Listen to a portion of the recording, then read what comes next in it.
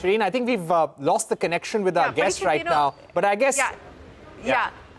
No, I just wanted to come in, Parikshit, on a couple of points. You know, as we've heard there from both Mr. Garg as well as Mr. Dasgupta, retaliation is clearly not an option because you don't want the situation to get any worse. It's already bad. You don't want the situation to get any worse. And that's amply been stated by President Trump that if there is any retaliation, there will be adverse action. There will be a further modification. Also, of course, acknowledging the fact that if India were to align itself to U.S. interests, whatever that means, then there will be a modification in the positive.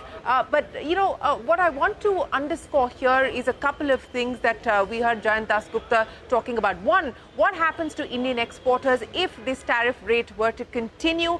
You already saw the Commerce Ministry meeting with exporters, etc. Exporters have already asked, they've sent out an SOS to the government, and that was at 25%, saying we need some interest subvention, we need, certain SOPs from the government to try and help us tide over this time. Now, with a 50% tariff imposition, the clamor from Indian exporters is only going to get louder for government assistance, for government intervention. So that is point number one. That is something that we're going to have to look at very closely. Point number two, as I pointed out, we're now at 50%. Who else is at 50%?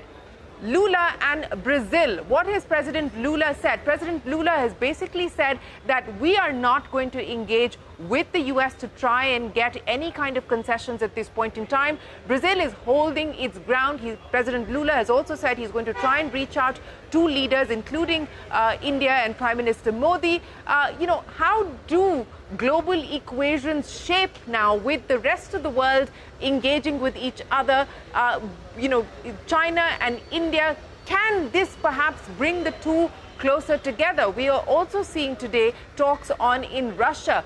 Will there be any possibility of a negotiation here, trilateral, as Jayant Dasgupta was pointing out, Russia, China, India? And how will the U.S. react and respond to that is the big question. But look, we are now in an uncertain time. And Parikshit, you were making that point about the definition as far as Russian Federation is concerned.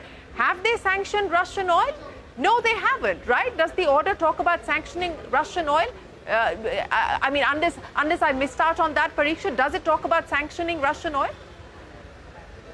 Not just that, as yet, Shireen. It only speaks about India, how an additional penalty has been imposed on India. So let's see what happens on that front. And we're expecting more announcements over the next few hours by Donald Trump. And one important development that I want to speak about, and this is related to Apple. In fact, we've just got a quote on background from a White House official stating that President Trump's America First economic agenda has secured trillions of dollars in investments that support American jobs and bolster American businesses. Today's announcement with Apple is another win for our manufacturing industry that will simultaneously help reshore the production of critical components to protect America's economic and national security. There has been some discussion on how this will impact manufacturing in India. We will wait and see that. But Apple, as per the White House announcement, will increase U.S. commitment to $600 billion. They will announce a new $100 billion commitment to America, a significant acceleration to its U.S. investments that now total $600 billion over the next 4 years as well. So let's see what will be the implication for India. There will be a meeting between Tim Cook and President Trump at the White House at 4:30 p.m. Eastern Time. That is 2 a.m. India. Possibly that will be the first time when Donald Trump will make some statement about the executive order that he signed regarding India. Let me now go across to Ajay Sahai, Shireen, Director General and CEO of